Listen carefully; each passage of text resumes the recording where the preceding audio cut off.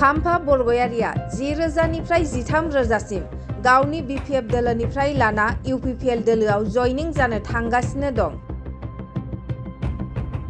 BPF दोलोखौ नागारनानै UPPL दोलोआव गासै 200सा जयनिं।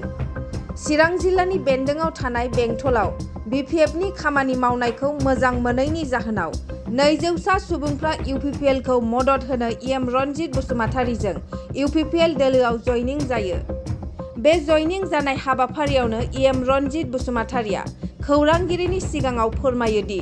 65% बांसिन UPPL दोलोआव बिटिआरनि रायजो राजाफ्रा हेफाजाब होनो फैगासिनो दं। स्पेशली जोंनि सरकारा लाइमोन जेनेरेशनखौ लानानै बर' हारि दानाय आरो सान्थि गायसननाय गासैबो जाथि जनगोष्ठीखौ लानानै जोंनि लाइमोनफोरा मोनसे गुफुं गेरेमसा हारि दानाय जाय गेरेमसा हारि दानायनि सिमांखौ बड'फा इउएन ब्रह्मआ सुजुदोंमोन बेखौ जाफुंहोनायनि थांखिजों मानागुरि प्रमद बर' बिथां मानागुरि दिउजि ब्रह्म बिथां मानागुरि गोरा बिथांनि दैदेननायाव दिनै UPPL दोलोआ खौसेथिनि जौलेंजों मोनसे गोदान मुगानि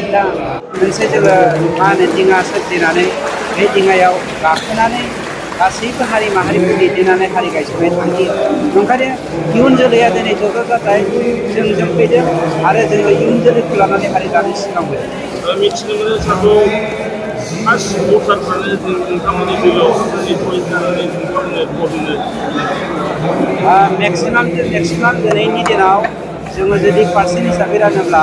65निख्रुइबो बांसिन UPPL दोलोआव बिटिआरनि रायजो राजाफ्रा सापर्ट होनो फैगासिनो दङ। बाखि मिसलिनियास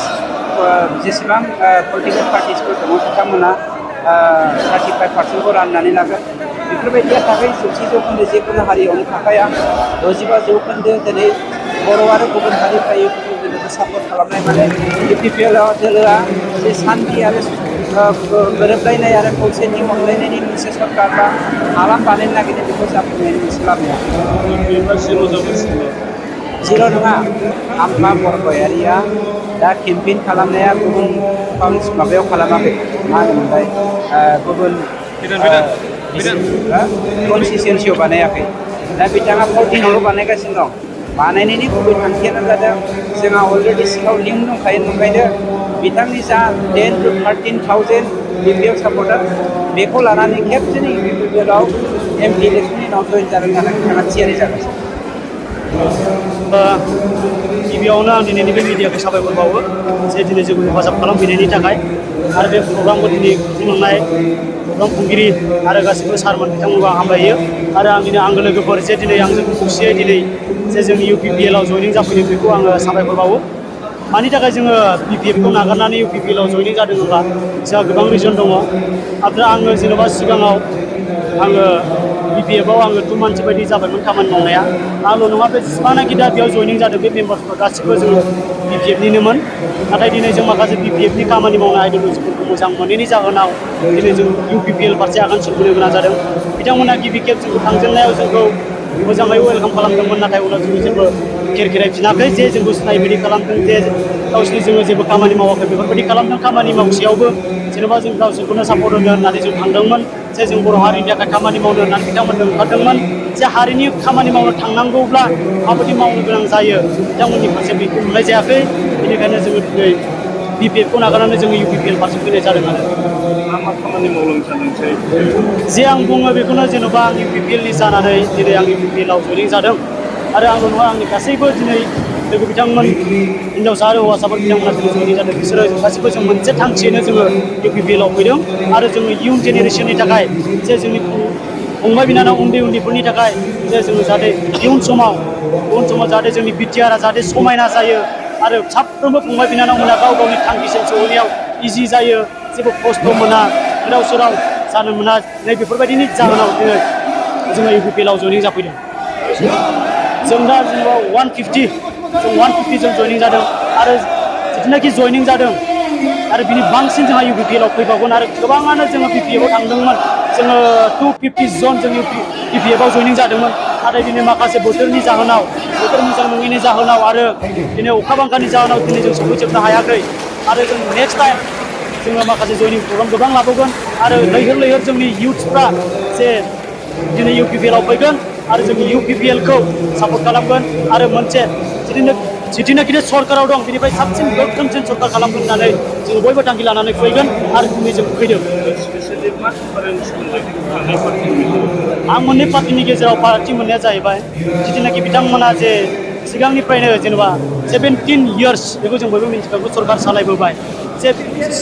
17 बोसोर सरकार सालायनायाव दिनै मा उन्नति जाखो जोंनि लाइमोनफोरनि थाखाय मा सुबिदा जादों बेखौ दिनै जोङो गोबां फारागथि नुनो मोनो 17 बोसोरसिमाव जुदि BPF सरकारनि समाव जोंबो इयुथ खासैमोन जेनेबा बिथांमोननि सरकार सालायनायाव जों जेबो खाबु मोनाखैमोन आरो जोंनि बिदाफोर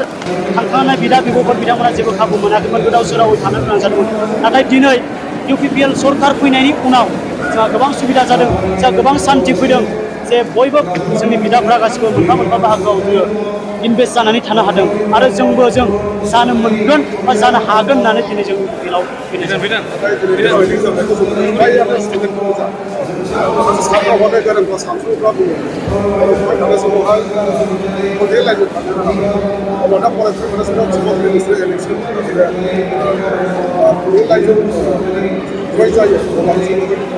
आं बुंगोन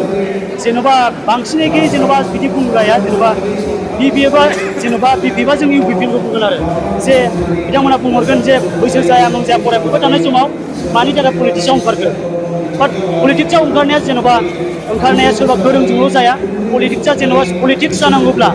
मोनसे राजनितिक जानांगौब्ला सोरबा खाना खुज्राबाबो सोरबा जोङो रायजो राजा गासिबो रोंनाय रोङै गासैखौबो लानानैसो जों मोनसे पलिटिक्स जायो थिग बिदिनो दिनै जोङो इयुथ्सफ्रा बुजिनानै जेनेबा जोंखौ मानो जयनिं जादों होनना बुङोब्ला जों जोंनि मोजांखौ हास्थायनायाव जेनेबा बैसोर बिथांमोना मोजां मावाखैब्ला जों मानो ओंखारबोनो जों गावनो गाव इयुथ्सफ्रा जों फारि फारि ओंखारबोनानै जोंनि लामाखौ जों दिरुननानै लानो गोनां जागोन बा दिरुननानै लानो गोनां जायो बेनि थाखायनो दिनै जों मोजां लामाजों हान्थिलांनो थाखाय जोंनि थांखिखौ जाफुंहोनो थाखाय दिनै जों बे UPPL आव जयनिं जादों बेयाव UPPL आव जयनिं जादों बेयाव जेनेबा पलिटिक्सआव ओंखारनाया जेनेबा उन्दै गिदिर बेयाव जेबो फारागथि गैया जे जोङो उन्दै समनिफ्रायनो जेनेबा मोजां खामानि मावनायाव सासे जोङो सोरबा उन्दैनिफ्रायबाबो सोलोंनानै लानो नांगोन सोरबा जौ फाग्लानायनिफ्रायबो जों सोलोंनानै लानो नांगोन बेयाव जेबो फारागथि गैया आरो सोलोंथाइ बेखौ जोङो जोंनि गावनि थाखाय मावनांगौब्ला जों गुबुननिफ्रायबाबो सोलोंना लानो गोनां जागोन आरो जोंबो गुबुननो फोरोंनो गोनां जागोन बेयाव बिदि जेबो फारागथिखौ जों नाया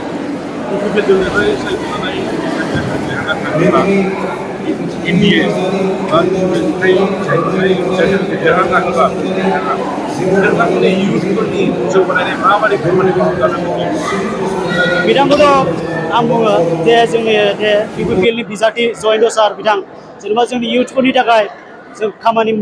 माने जोंनि इयुथ्सफोरनि थाखाय आं खामानि मावजानो लुबैयो जे स्पेसियेलि इयुथ्सफ्राथ' जोंहा गोबां गोथौ गामियाव गोबां इयुथ्सफोर दं नाथाय बिसोरनि थाखाय जेनेबा माबा मोनसे खेला दुलानि जेनेबा स्पर्ट्स लाइनाव जेनेबा गोबां जोंनि बर' हारिफ्रानो डाउन थिग बैफोरबायदि खना खनला गामिफोराव थांनानै जे स्पर्ट्स मोनसे इनस्टिटिउसन खुलिहैयो जे माबा मोनसे कचिं होयो मोनफा मोनफा पार्टखौ लानानै जे खामानि मावहैयो आं बेखौ लुबैयो आरो माखासे सोलोंथाइ बिथिङावबो साननानै नायोब्ला स्पेसियेलि जोंनि गोथौ गामियाव साप'ज जोंनि गामियावनो हमनानै नाय साननानै नाय जोंहा सरकारि स्कुल गैया प्राइभेटलि स्कुलैनो दङ बेफोरबायदि प्रसेसआथ' जाबोगासिनो नाथाय कन्टिनिउथ' बहा जानो आरो दानि जिहेतु सरकाराव फैबावगोन जे सरकाराव फैब्ला बैफोरबायदि थालांनाय खामानिखौ मावफुंनानै आरो जोंनि बिटिआरखौ समायनासिन खालामो आरो जोंनि आइ आफा बिदा फंबाय जोंनि